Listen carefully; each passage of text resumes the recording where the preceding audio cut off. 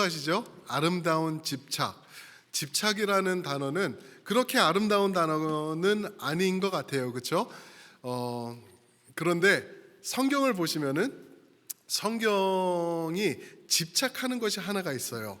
성경이 집착한다는 것은 아버지 하나님께서 집착하신다.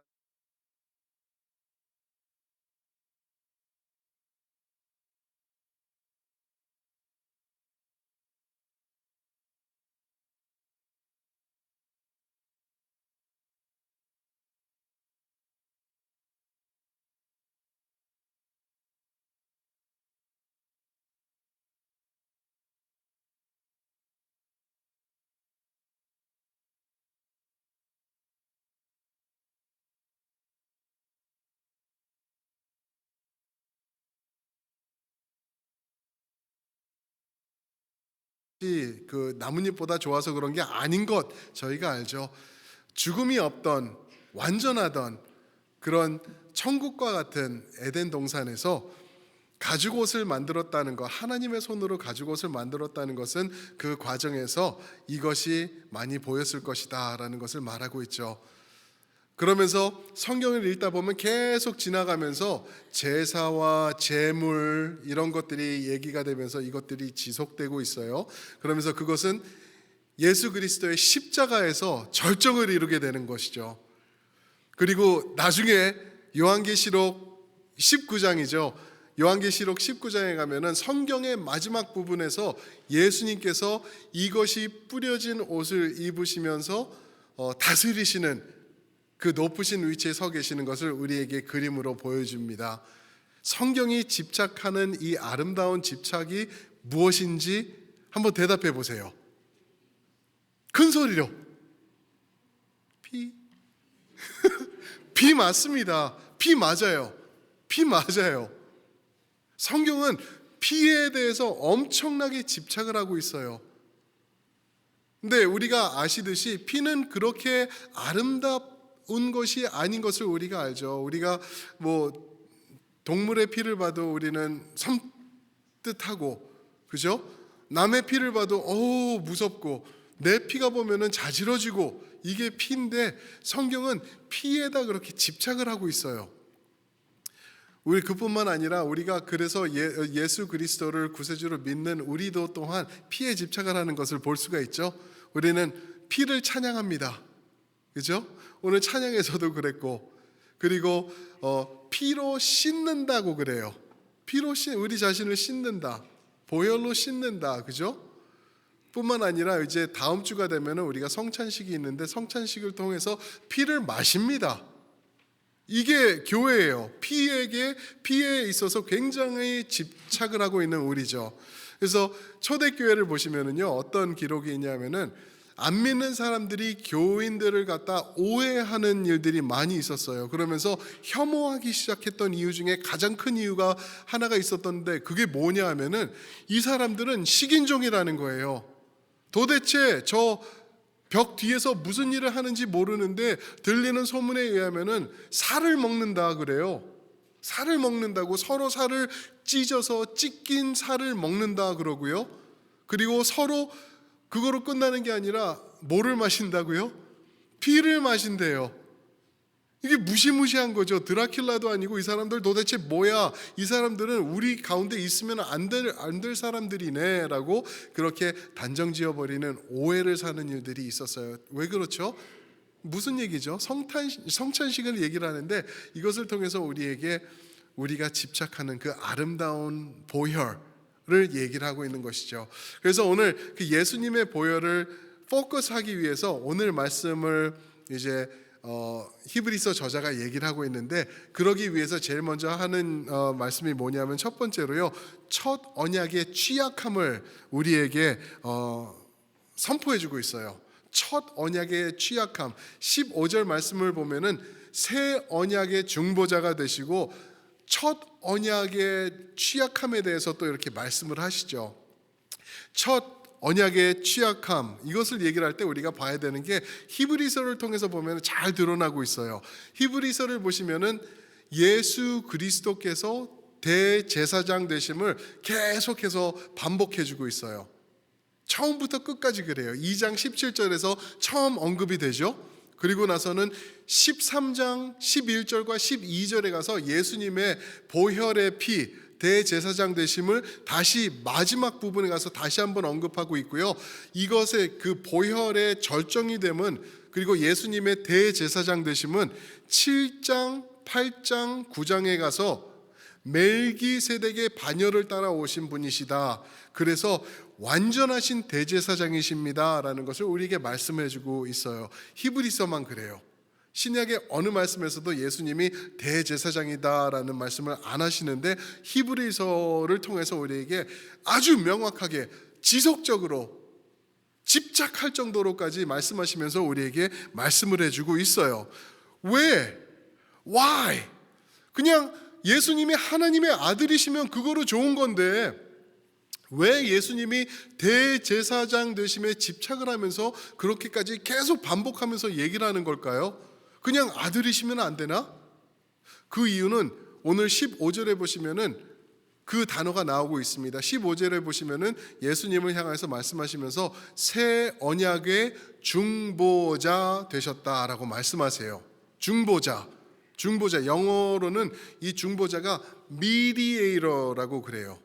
그냥 중보자, 가운데 중이죠. 그러니까 하나님과 인간 사이에 중보하시는 분이시기 때문에 예수님께서 우리 대제사장이 되신다라고 얘기를 해요. 우리 옷가게 하시는 분들 아실 거예요. 그 옷 사이즈를 보시면 대충 뭐죠? small, medium, large, x large, 뭐 double x, triple x 뭐 이렇게 나가죠. 근데 petite도 있고 뭐 그런데 medium이라는 단어가 가운데라는 단어더라고요. 라틴어로 medium이라고 해요. 그래서 예수님께서 우리의 미디움 되신다, 우리의 미디에이터 되신다는 거예요. 중간에 계시는 거예요.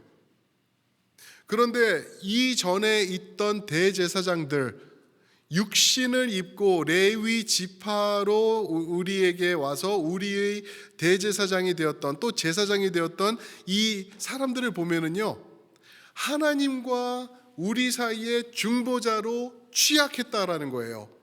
절대 그들은 하나님과 우리 사이를 연결하는 중간 역할을 완전히 감당하지 못했었다라고 말합니다. 그래서 오늘 7장 23절에도 보시면은요, 이 제사장들의 수요가 굉장히 많았다 그래요.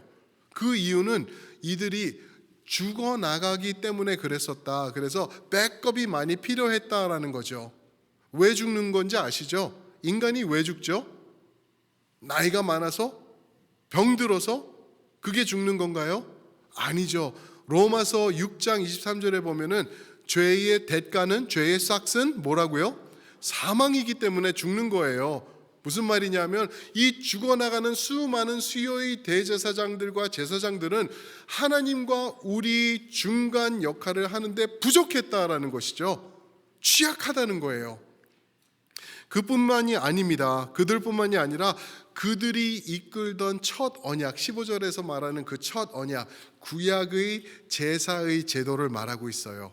그들이 섬기던 구약의 제사의 제도 뭐죠? 19절에 보니까 송아지와 염소의 피와 우슬초와 이것으로 피 뿌리는 것과 이것을 다 얘기를 하고 있어요.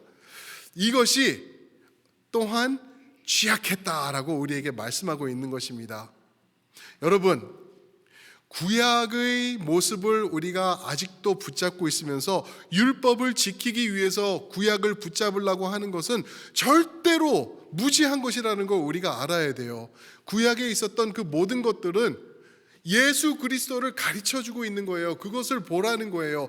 이것이 우리가 할 수 있는 것인데 이것으로는 절대 완전하지 못하다.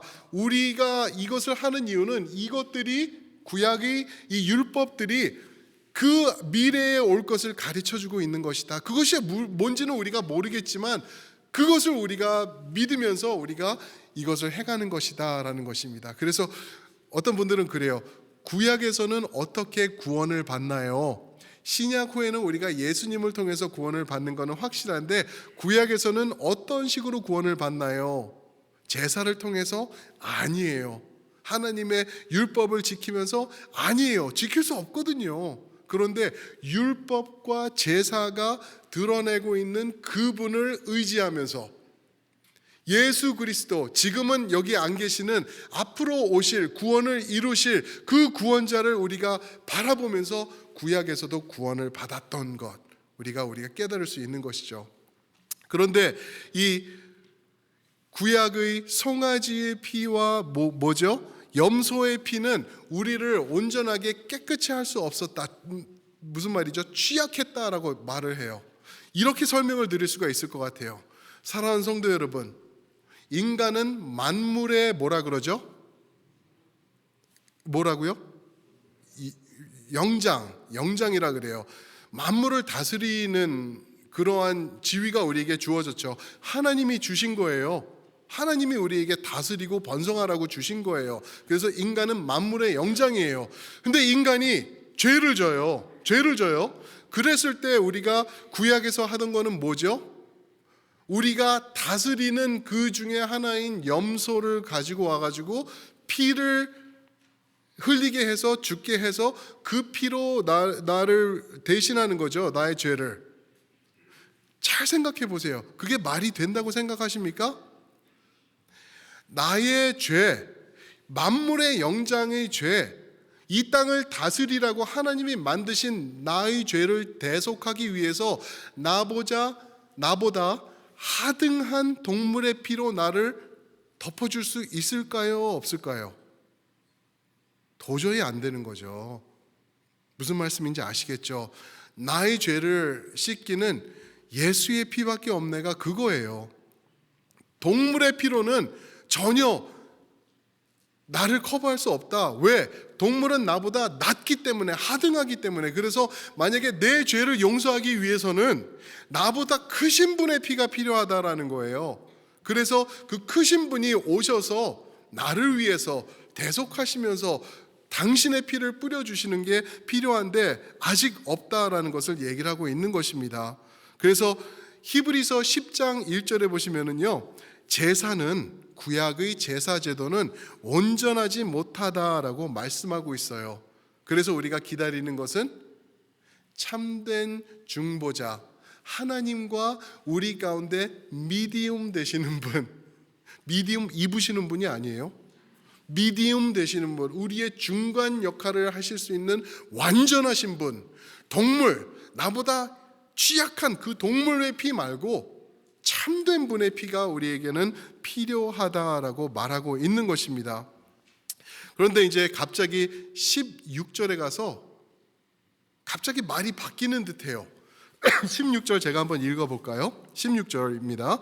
유언은 유언한 자가 죽어야 되다니, 그러면서 유언에 대해서 계속 이제 이야기를 해나가고 있어요. 이상하죠?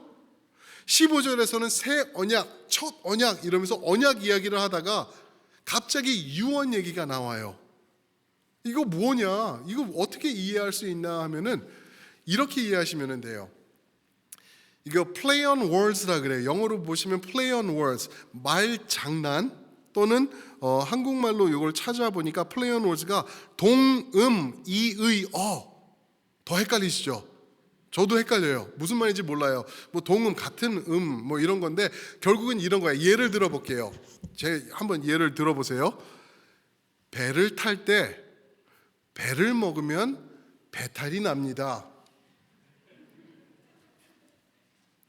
같은 단어죠, 그죠? 배 탈 때 배를 먹으면은 배탈이 납니다.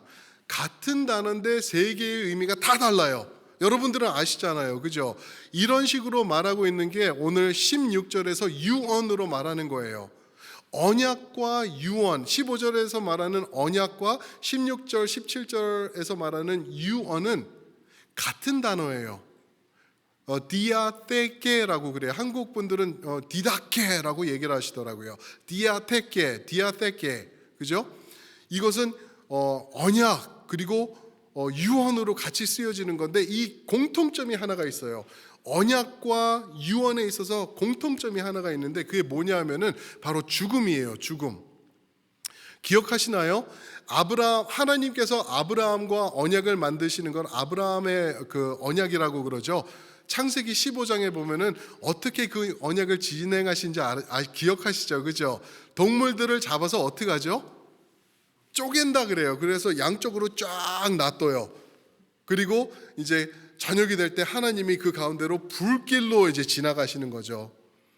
언약의 성취를 위해서는 죽음이 필요하다, 피가 요구된다라는 것을 말씀하고 있어요. 또한 유언이 성취되고 진행되기 위해서는, 액티베이트 되기 위해서는 또한 죽음이 필요하다는 거죠. 유언을 했는지, 김성수 목사가 이제 유언을 했어요.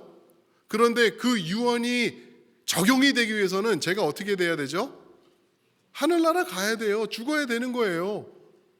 그런데 제 아들이, 이 녀석이 와가지고 아버지 유언할 때 나한테 주실 거 미리 주세요. 만약에 그럼 나쁜 놈이죠. 그죠? 그게 탕자의 이야기, 누가복음 15장에 나오는 이야기예요. 그게 나쁜 아들의 이야기인 거죠. 그래서 아버지가 죽을 때 성립되고 성취되는 게 유언이다라는 것, 죽음을 이제 강조하기 위해서 유언이라고 다시 말씀하고 있는 것이죠. 사랑하는 성도 여러분, 우리를 살리기 위해서는 죽음이 필요한다라는 것을 강조하고 있는 것입니다. 유언의 성취를 위해서는 죽음이 요구가 되고, 언약의 성취를 위해서는 죽음이 또한 요구된다. 그런데 19절에서 말하는 송아지와 염소의 피로는 절대 될 수 없다. 나보다 하등하기 때문에. 그래서 우리는 첫 언약의 취약함이 있었다라는 것을 우리가 인지해야 된다는 거예요.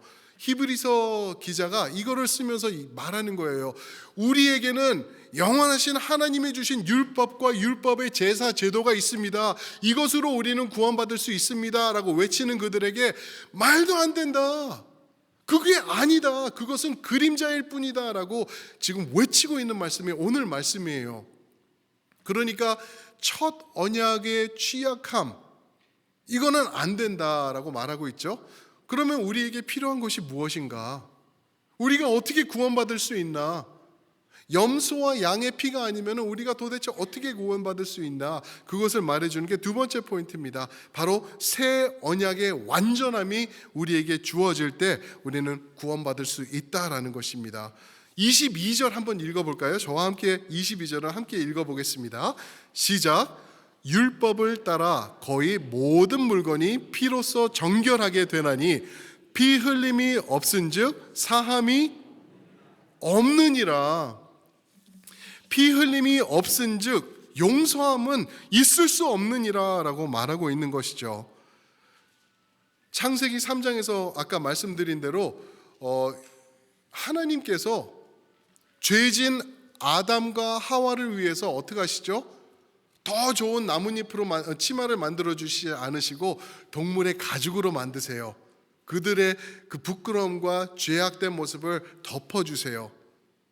하나님이 이 동물들을 만들어서 이 동산을 뛰어다니게 하면서 하나님이 너무 기쁘셔서 좋았더라, 저 동물들 아름답더라, 귀하더라 라고 말하는 그 동물을 결국에는 잡으셔서 하나님 손으로 직접 이것을 죽이고 가죽을 벗기고 피가 터져 흘러나오게 하시면서 아담과 하와를 위해서 가죽 옷을 덮어주신 거예요.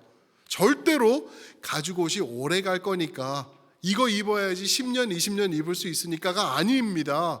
그 피는 바로 앞으로 오실 귀한 보혈의 그림자가 되는 거예요. 그것을 가르쳐주고 있는 게 이 구약의 그 동물의 가죽의 이야기라는 것을 우리에게 말씀하고 있는 것이죠. 왜 그럴까요?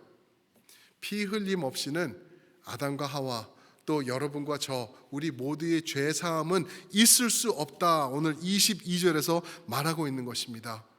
왜 그럴까? 왜 피가 있어야지만 죄 사함이 있을까? 레위기 17장 11절 말씀인데 이거 한번 띄워주시면 같이 한번 읽어보겠습니다. 시작. 육체의 생명은 피에 있음이라.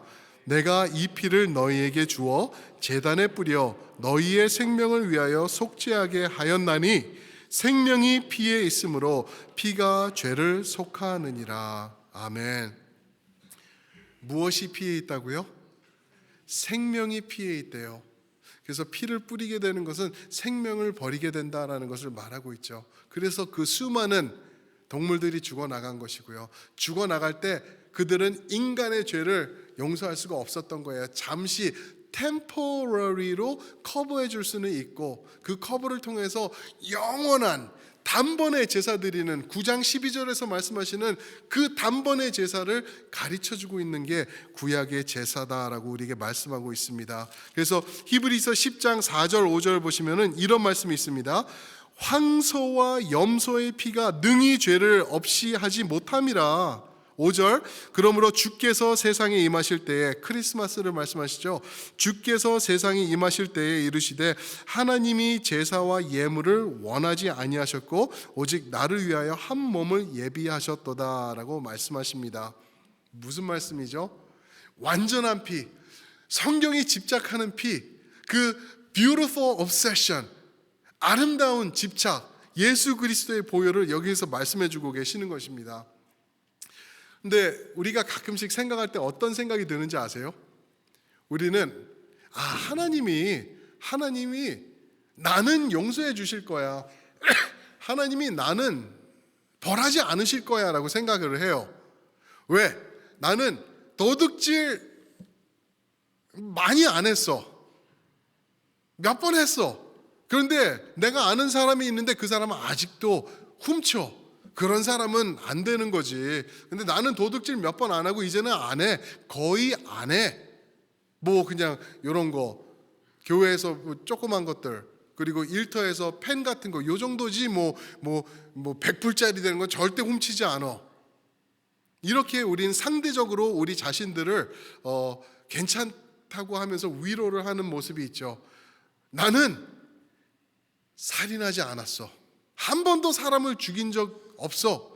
뭐 사람들 말로 죽인다고 그랬는데 그것도 옛날에 몇 번 그랬지, 요즘은 말도 조심해서 사람들 안 죽여. 괜찮아. 하나님은 나 같은 사람 용서하실 거야.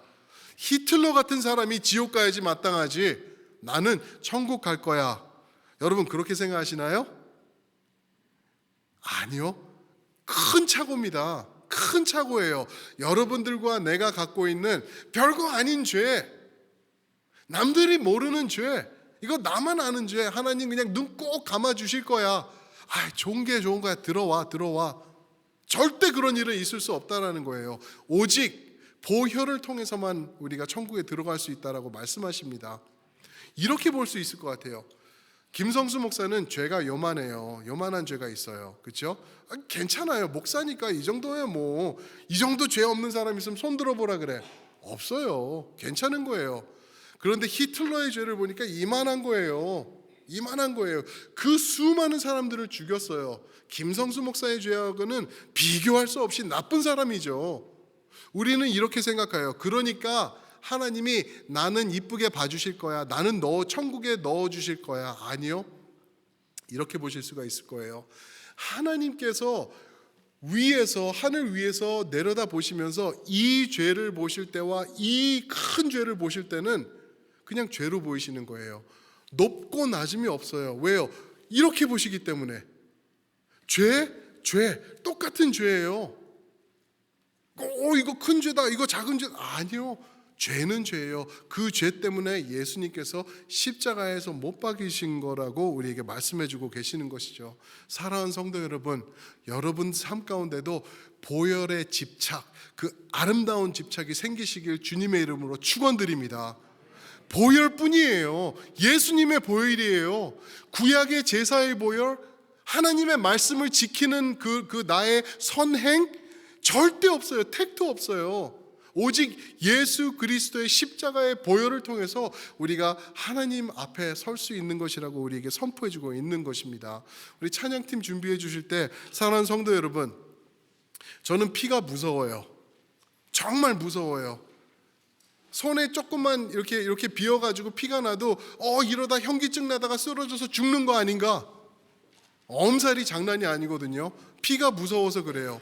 남의 피 보기도 싫어요. 그래서 영화 볼 때 막 피 나고 이러는 것도 저는 별로 좋아하지 않아요. 그러나 우리가 좋아할 피, 우리가 끝까지 붙들어야 될 그 피, 집착해야 될 피가 있어요. 누구의 피라고요? 예수 그리스도의 피입니다. 보혈의 피입니다.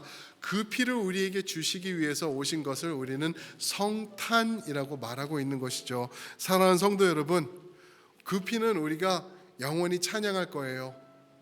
그 피로 우리가 씻음 받아야 돼요. 그 피를 우리가 하나가 되어야 되는 거예요. 우리 다음 주에 성찬식 하는 그 의미가 거기 들어있는 것입니다. 우리 다 함께 기립하셔서 그분을 찬양했으면 좋겠는데, 여러분 우리 찬양하시기 전에 옆에 분들에게 한번 격려의 말씀 전해주세요. 보혈뿐입니다. 보혈뿐입니다 라고 말씀해 주세요. 예수님의 보혈뿐입니다. 아멘. 아멘.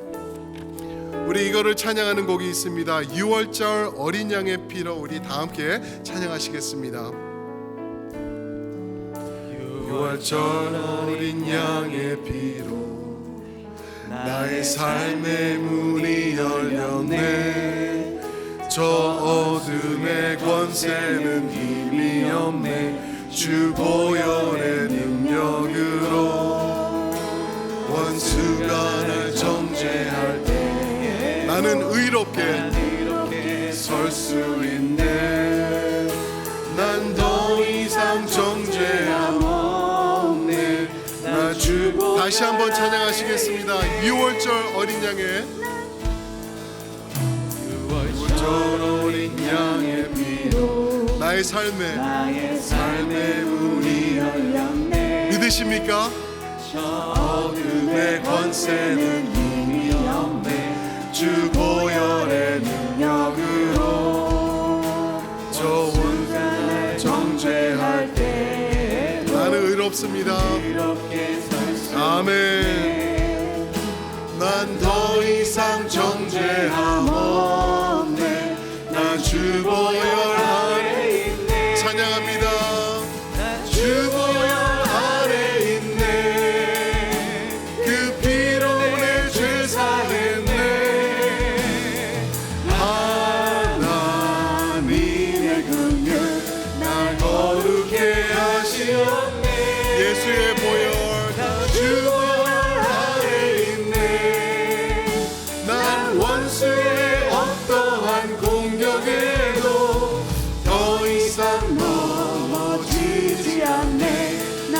우리 다시 한번 찬양하십니다. 난 주 보혈 아래, 주 보혈 아래 있네. 난 원수의 어떠한 공격에도 더 이상 넘어지지 않네. 난 주 보혈, 주의 보혈 능력이 있도다. 주의 보혈 능력이 있도다. 주의 피